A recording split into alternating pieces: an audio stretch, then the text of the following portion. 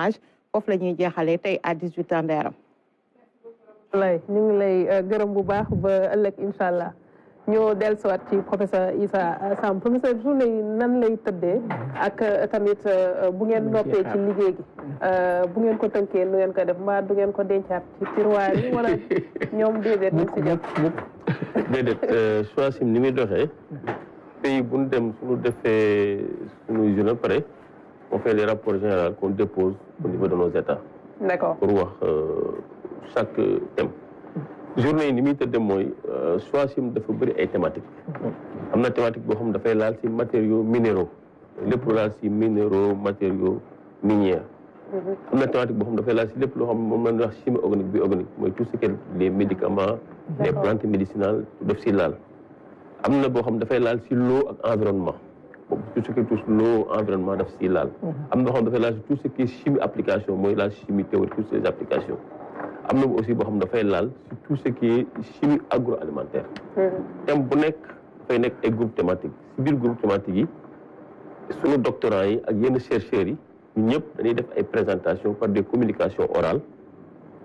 des communications par poster affiche et ces communications sont résumées en termes de communication orale de 10 minutes 15 minutes mais aussi par des conférences plénières noonu lay demee donc si biir conférence yi ak communication yi yëpp dañ koy tënk après def seen rapport léegi nag si communication yi sunu doctorants yi aussi dañ leen si wutal ay prix ñi nga xam ne ñoom ñoo gën a def communication bi gën ak résultats yi gën di am prix yu leen di joxe compétition nag plusieurs pays yàlla nag mu ngi dimbali ñu Sénégal à chaque fois suñu demee suñu ñëwee dañuy indaale toujours ay prix yu bëri am na année boo xam sax bi ñu demee Burkina 2022 dañoo jël presque xaaju prix yëpp donc daaw aussi bi ñu ñëw on a amené aussi pas mal 3 ou 4 prix au niveau de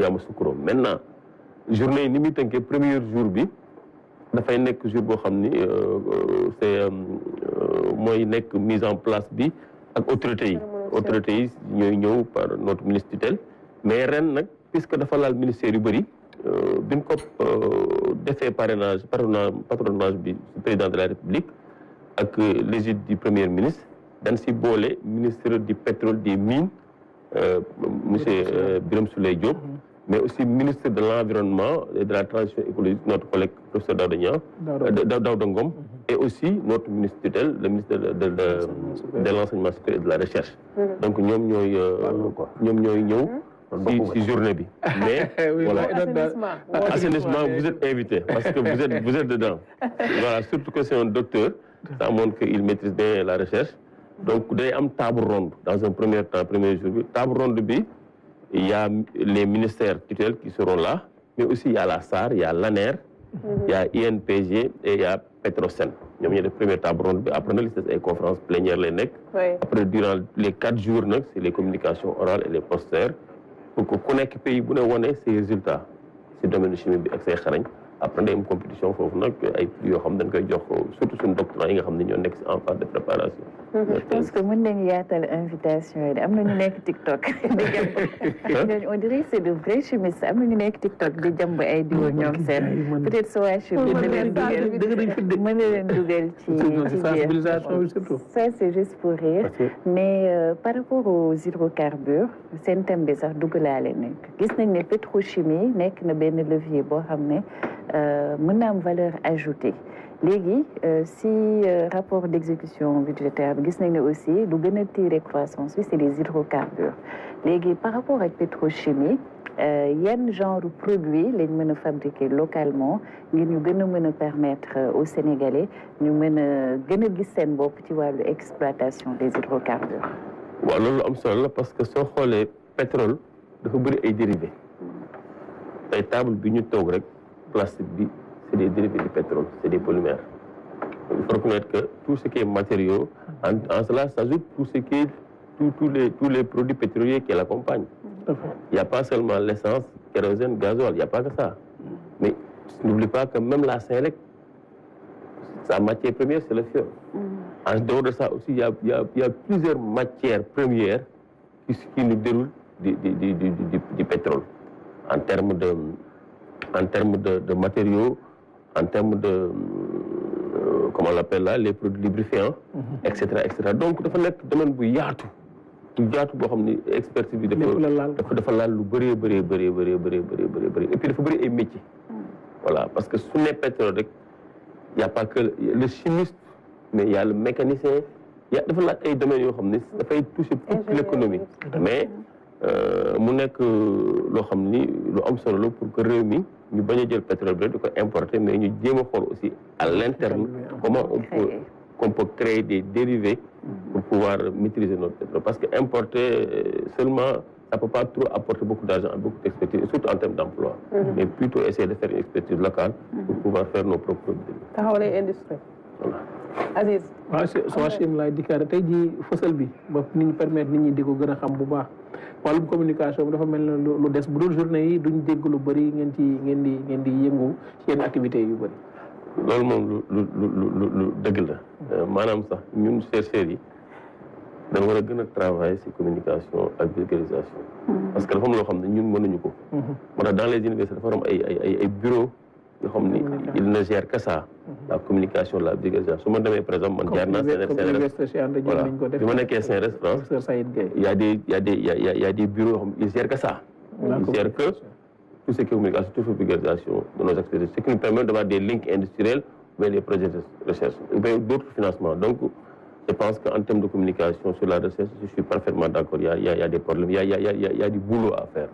Mais Soasim, nous, à l'interne, chaque année, on fait des journées internes pour taguer son khalei, de les former, comment rédiger des publications, comment faire des rapports scientifiques, comment déposer des projets. Donc, on fait pas mal d'animations pour aider nos doctorants. Aussi, on fait toujours des journées annuelles, toujours, pour préparer les journées internationales. Actuellement, on le fait par mobilité. Cette année, c'est Ziguinchor, l'autre année, c'est Bambey. Pour essayer toujours d'aider nos doctorants pour divulguer la chose. Donc, on fait pas mal d'activités internes, sauf que la médiatisation, il y a du boulot. C'est de l'alchimie, quoi, entre les chercheurs et la population. Voilà. suba lay tàmbali kon ba le 22. mën na ni sax tey lay tàmbali. Parce que gan ñi ñëw nañ. tey comité exécutif bi tey lay commencé liggéeyam. Installer le comité scientifique bi commencer travailler réunion et tout ça demain nga xam on vient juste on commence on déroule le programme. Université ci fan lay amee. ICAT 2 lay amee. mu nekk 4 jours yu intenses yoo xam ni la chimie au cœur du voilà donc cette année on a mis focus sur le pétrole et les produits miniers et aussi focus sur l'environnement parce que l'environnement c'est notre cadre de vie. Tout à fait. Merci beaucoup professeur Issa Samb nga xam ne mooy secrétaire général bu SOACHIM bu Sénégal nekk tamit professeur titulaire chimie. professeur assimilé. À l'université il y a des grades. professeur assimilé professeur assimilé donc muy jàngale wàllu chimie fële ci université bu Bambey directeur gërëm nañ la muy Bakary Fati yor gestion et planification des ressources en eau bokk ci ministère bi nga xam ne moo nekk hydraulique ak assainissement waaw mun nañ xaar barrage yu mel ni moniteur muy laaj ay question lâché bàyyi benn jour la loolu nee na ay possibilité la en fait pour ñu toll nii barrage bi pour ñu mën a permettre ñu def lâcher bi sori nañ ko lool. parce que bu seddee quoi maanaam barrage bu seddee. non loolu yaa il faut na laal bant waaw paa bi laal bant fi nga toog laal bant bu baax. donc voilà on n'est pas devant ces situations donc devant ces scénarios. pour vous dire que on est à 200 mètres au niveau de Manantali donc il faut attendre jusqu'à 208,05 pour lâcher am donc la situation n'est pas encore envisageable. Merci beaucoup jërëjëf monsieur Fati ñu gërëm bu baax Ramatoulaye Diaw ci li ñu àndoon ak moom ñi ñu àndaloon itam ci pàcc bu njëkk bi ci émission bi ñu leen di jaajëfal Aziz suba ñu tasewaat fi waaw suba le mardi Aziz week-end yeeg férié yëpp jeex na ci mois d'août bi merci beaucoup ñu seetaan ñëpp équipe technique bi Babacar ñu nga ak